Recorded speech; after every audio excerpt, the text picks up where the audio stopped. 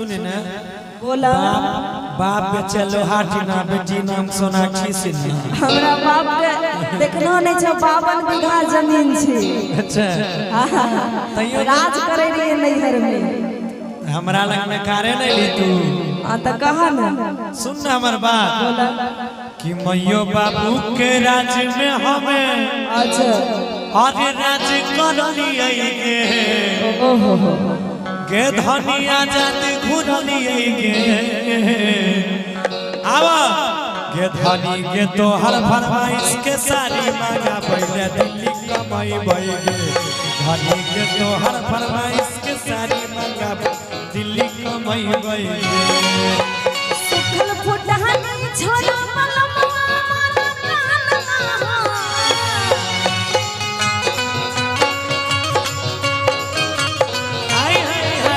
सुखल फुटहनी छोरा ओ राजा मन कानमा हो सैया हो मन कानमा हो ए राजा हो हर फरमाइश के सारी मगदन त नैहर हम जइबा हो ए राजा हो हर फरमाइश के सारी मगदन त नैहर हम जइबा हो गौरी गौरी जाए गौरी गौरी जाएंगे गौरी गौरी जाए तोरा मरिया पर नजरिया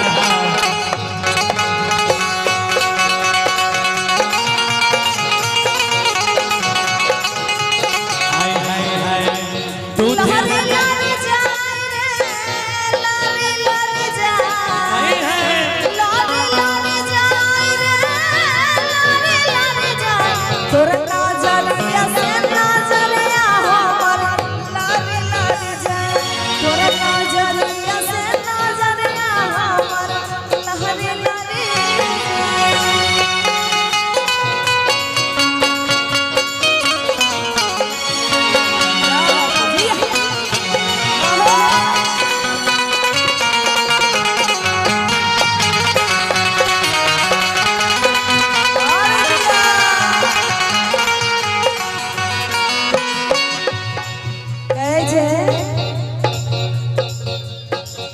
हरे सुखल फुटहनी छोरा मलमवा मन कानमा बहुत बहुत धन्यवाद सर आपको हरे सुखल फुटहनी छोरा ओ राजा मन कानमा हो सैया हो मन कानमा कहे छे एक मिनट भैया आज ये आप सोनम में ना नाम देखे छ ना सोनम जी कते बढ़िया लहंगा पहनले छ ऐसन के बड़ा हमरो किन गाइन दियो की केतम दल को गे बोली ना केतम दल का 5000 दल के देखे छ अरे राजीव यादव भैया मुकेश यादव भैया की तरफ से 201 रुपए का पुरस्कार है। धन्यवाद आपको जी बहुत बहुत खूब एकदम भगवान आपको यूं ही तरक्की दे। और क्या ना है राजा हो हमर फरमाइश के लहंगा मंगदन त नैहर हम जइबा सैया हो हमर फरमाइश के लहंगा मंगदन त नैहर हम जइबा एक मिनट अब लहंगा मांग लके अब हमरो तो बात सुन सुन कि राजीव भैया के संग में हमें अरे सिनेमा देखई रहोगे अच्छा गे धनी सिनेमा देखई रहोगे आप जाने छी कौन हाल छे कि गे धनी गे तो हर फरमाइश के सारी मांगा बैले रिक्शा चलाई धनी गे तो हर फरमाइश के सारी मांगा रिक्शा चलाई दूध लावे गेलियो मोरा में साइकिल ले दूध लावे गेलियो मोरा में साइकिल ले आई गेलिया कबजी के बेटवा गलिया साइकिल ले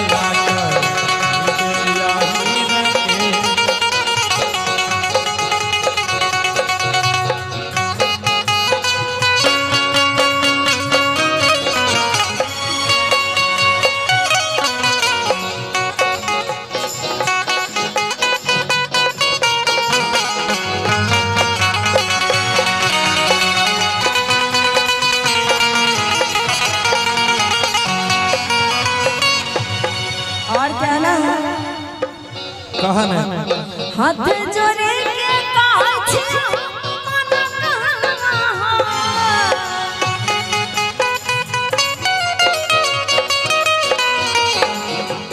गोर परी के कहै छी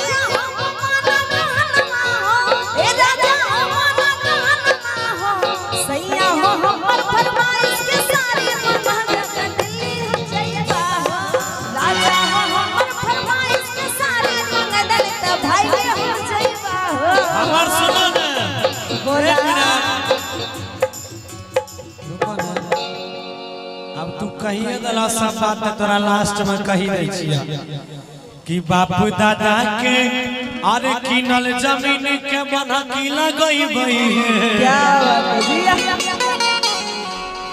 कि जब कन्या नहीं माने छै ना त मर्दाना कुछो भी करे पड़े छै कि बापू दादा के किनल जमीन के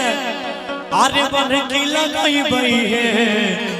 हे धनी है बन की लगई बई साचो तब कि धनी है तो हर फरमाइश के बाली मंगा बैले दिल्ली कमाई बई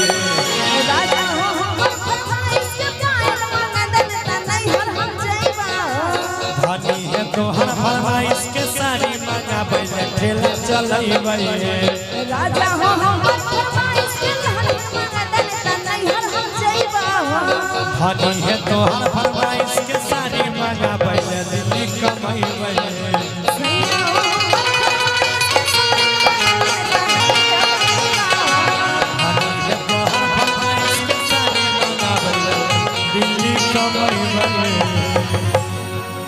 क्या बात आइए।